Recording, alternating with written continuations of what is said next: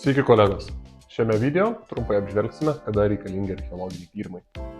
Ir nepaisant to, kad pats esu jau 15 metų archeologas, vis tik tais dar kartelį ruošdamasis video peržiūrėjau visus galiojančius teisės aktus, pasižiūrėjau, kadagi tie tyrimai reikalingi, o kada ne. Šiek tiek nustebino, supratau, kad žmonės ne iš KPD aplinkos, ne teisininkai, ne archeologai gali sunkiai susigaudyti vis dėlto atvejuose, todėl apžvelgsiu informaciją šiame video. Bet prieš tęsdamas prašyčiau jūsų paspausti like ir subscribe mygtukus po šio video, man tai padės suprasti, kiek iš tikrųjų ta informacija, kurią darau, yra aktuali, ir galite užduoti klausimus komentarus. Taigi, grįžtame prie temos. Ir visi atvejai, kada reikalingi archeologiniai tyrinėjimai, galime išskirti į 3 grupės. Pirmoji ir pati aiškiausia yra, kai jūsų darbų zona patenka į kultūros paveldo teritoriją, kurioje yra aiškiai išskirtos archeologinio paveldo vertingosios savybės. Tai pavyzdžiui gali būti senamiestyje išlikęs archeologiškai vertingas kultūrinis sluoksnis su radiniais. Kapinynuose išlikusios struktūros, tai yra kapai. Piliakalniuose įtvirtinimai, šlaitai, reljefas ir tas pats kultūrinis sluoksnis su radiniais. Taigi jau iš karto mes matome, kad tai yra vertingosios savybės ir archeologiniai tyrimai aišku, kad bus reikalingi.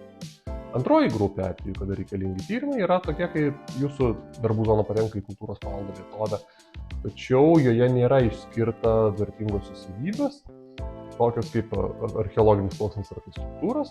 Iš esmės, kultūros paveldo departamentui trūksta duomenų pasakyti, yra ten archeologiniai tyrimai reikalingi ar ne. Tuomet jums atsiranda prievolė atlikti šios archeologinius tyrimus ir nustatyti, ar jūsų planuojama dirbti sklype, ar tai gatvėje, ar trasose yra išlikęs archeologinis sluoksnis ar ne, yra ten tų kapų ar nėra. Taip yra papildomas kultūros vertybių registras, nauja informacija. Ir trečias atvejis yra gan kiek gali būti netikėtas jums, tačiau archeologiniai tyrimai yra reikalingi ir ne kultūros paveldo objektuose. Pavyzdys, kai jūs planuojate didelį projektą ir jam reikia atlikti poveikio aplinkai vertinimą, reikia nusimatyti archeologinius tyrinėjimus kaip vieną iš sudedamųjų tyrimų. Pavyzdžiui, dujotiekis Lietuva-Lenkija arba elektros jungtis Nord-Balt Lietuva su Švedija, geležinkelio Vėžė Rail Baltica, ar tai plečiamas kelias A5. Visuose šiuose projektuose atliekant poveikio aplinkai vertinimą buvo atlikti ir archeologiniai tyrinėjimai.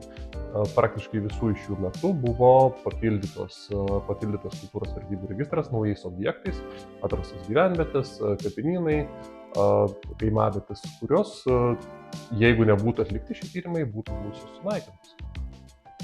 Taigi, kaip matote, išskirti atvejus, kada reikalingi tyrimai ir kada ne, gali būti kiek sudėtingi, nes atrodo kartais, kad beveik visada jų reikia.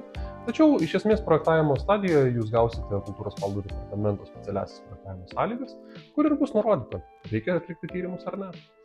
Tai reikės tada nustatyti, koks jums tyrimų tipas reikalingas ir apimtis. Čia padėsime mes. Apie tai plačiau galite pažiūrėti šiame video, čia pasakoju daugiau. Ir šiandien turbūt tiek. Sėkmės darbuose. Iki.